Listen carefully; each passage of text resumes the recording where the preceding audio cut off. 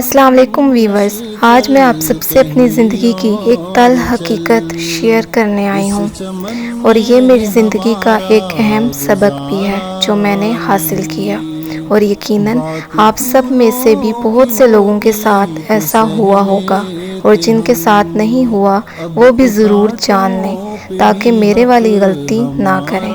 تو اس ویڈیو کو آخر تک ضرور دیکھیے گا، کیونکہ اس ویڈیو میں موجود باتیں آپ کو بہت سے نقصانات سے بچا سکتی ہیں، تو غور سے سنیے۔ میں نے اپنی زندگی سے کئی سبق سیکھے۔ میں نے بہترین دوست کو بھی بدترین دشمن بنتے دیکھا ہے۔ میں نے کچھ لوگوں کو فرشتہ بھی سمجھا تھا، مگر ان میں تو ایک مومن ہونے کی بھی صفتیں موجود نہ تھیں۔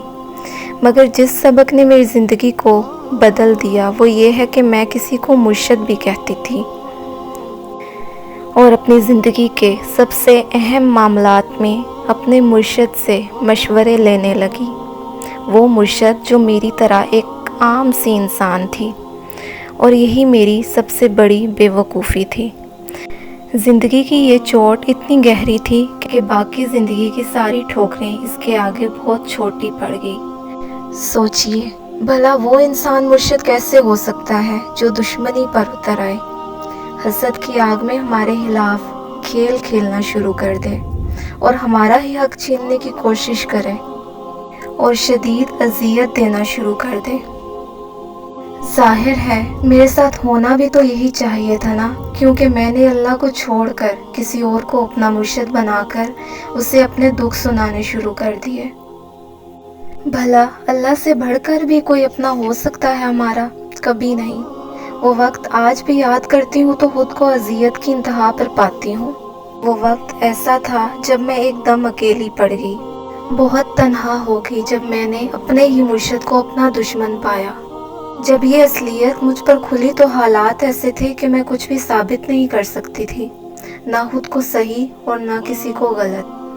بس یہی الفاظ زبان سے نکلے کہ اللہ سب جانتا ہے۔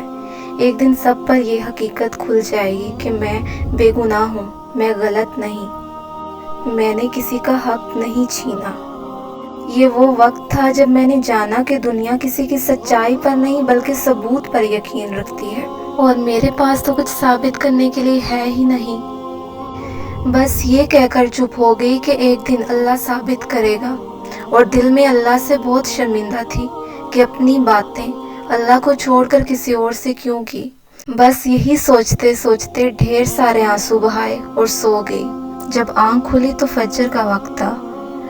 خود کو بہت ہلکا محسوس کیا اور اٹھی، وضو کیا، جائے نماز بچھائی اور اللہ سے باتیں شروع کر دی، اور آہستہ آہستہ دل کے سارے بوجھ ختم ہوتے گئے، سارے غم بھول گئے، سب کچھ اللہ کے سپرد کر کے سکون میں آ گئی۔ اور پھر بہت جلد ہی وہ وقت آ گیا، حقیقت کھل کر سب کے سامنے آ گئی۔ اللہ نے ایسے ایسے راستے بنائے جن کے بارے میں میں سوچ بھی نہیں سکتی تھی، اور احساس ہوا کہ اللہ جی تو ہمیشہ سے ہی مجھ پر بہت مہربان رہے۔ میرے سارے الفاظ سچ نکلے، ایسے ایسے طریقوں سے ثبوت سامنے آئے جو صرف میں نے نہیں دیکھے، بلکہ ایسے ایسے راستے بنتے گئے اور ان لوگوں تک وہ ثبوت پہنچے جن تک اللہ نے چاہا۔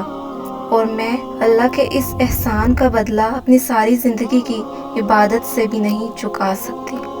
وہ احسان جس میں میری بے گناہی ثابت ہوئی کہ میں حق پر تھی، اور اب مجھے کوئی برا بھی کہے تو اس بات سے فرق ہی نہیں پڑتا، کیونکہ اللہ ہر انسان کی نیت کو اچھے سے جانتا ہے، اور بے شک اعمال کا دار و مدار نیتوں پر ہے۔